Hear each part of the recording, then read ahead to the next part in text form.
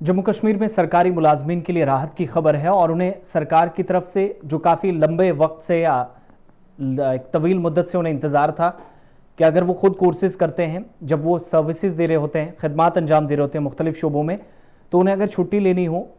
आला तालीम हासिल करने के लिए जाना हो तो कैसे वो जा सकते हैं, या ऑनलाइन मोड है ऑफलाइन है, तो थोड़ा सा कहीं ना कहीं वो तजब्जुब का शिकार थे। लेकिन सरकारी मुलाजमीन बगैर पढ़ाई की छुट्टी के ऑनलाइन मोड के जरिए आला तालीम हासिल कर सकते हैं, यह हुकूमत ने फैसला लिया है। इस सिलसिले में सरकारी मुलाजमीन को मुताला करने या वो रिसर्च करते हैं, स्टडीज़ के लिए जाते हैं फर्दर, या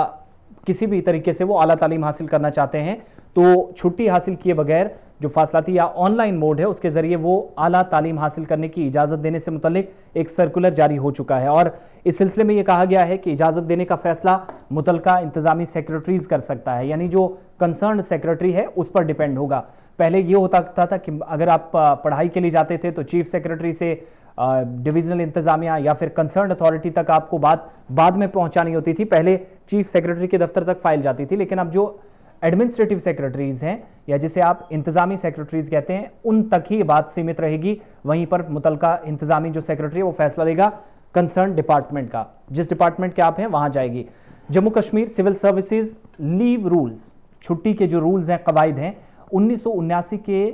जो कायदा है 61 से 73,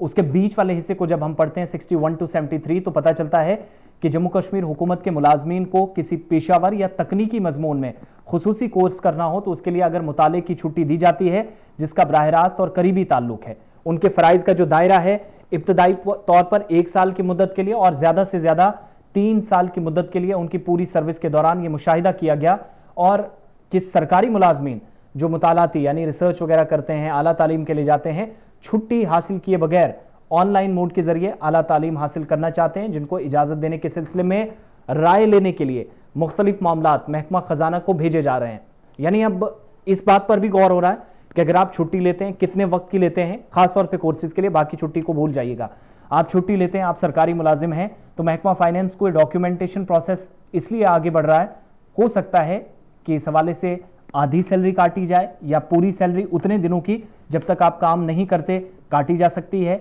या कुछ शराइत रखी जा सकती हैं। इस पर जो रिकमेंडेशंस बाकायदा होंगी और जो सर्विस रूल्स हैं, लीव रूल्स हैं 1979 के, उसके 61 से 62 तक जो कवायद हैं, उस कायदे के मुताबिक फैसला लिया जा सकता है। तमाम महकमों की जो मालूमात हैं या रहनुमाई है उनके लिए एक एडवाइजरी जारी करने की ज़रूरत महसूस की गई है। विवेक भारद्वाज जो कि फाइनेंशियल कमिश्नर है, additional chief secretary finance department के, उनकी तरफ से एक सर्कुलर जो जारी किया गया है,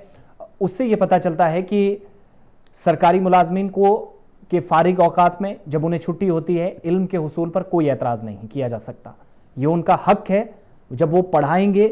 साथ खुद भी पढ़ेंगे, जब वो सरकारी महकमों में काम करेंगे साथ में वो अपनी पढ़ाई भी जारी सकते हैं, उनको कोई रोक नहीं सकता। ये सर्कुलर में भी बात मेंशन की गई है, लेकिन ये शर्त के साथ मशरूत होना चाहिए कि इस तरह का ताक़ुब किसी भी तरीके से मुलाजमीन को उनकी कारकर्दगी से महरूम नहीं करता। यानी अगर आप पढ़ाई के लिए जा रहे हैं, ऑनलाइन मोड के जरिए आप अपने कोर्सेज को आगे बढ़ाते हैं, तो ये कहा गया है कि आपकी जो परफॉर्मेंस है, आप बेहतर परफॉर्मेंस करने वालों में भी हो सकते हैं, सबसे अच्छी या उससे निचले दर्जे वालों में भी हो सकते हैं, उस पर कोई अगर असर नहीं पड़ता, वो प्रभावित नहीं होती, तो इस कमी को महसूस नहीं किया जाना चाहिए। कवायद के मुताबिक उन्हें छुट्टी दी जा सकती है। जहां कहीं भी जरूरी महसूस हुआ और इंतजामी सेक्रेटरीज या हुकाम जो है इस बात का तकाजा कर सकते हैं कि इनके जेर कंट्रोल मुलाजमीन को तालीमी इदारों या यूनिवर्सिटी डिग्रियों के लिए मुताला के या जो कोर्सेज हैं उसमें शामिल होने से पहले पेशगी इजाज़त लेना चाहिए।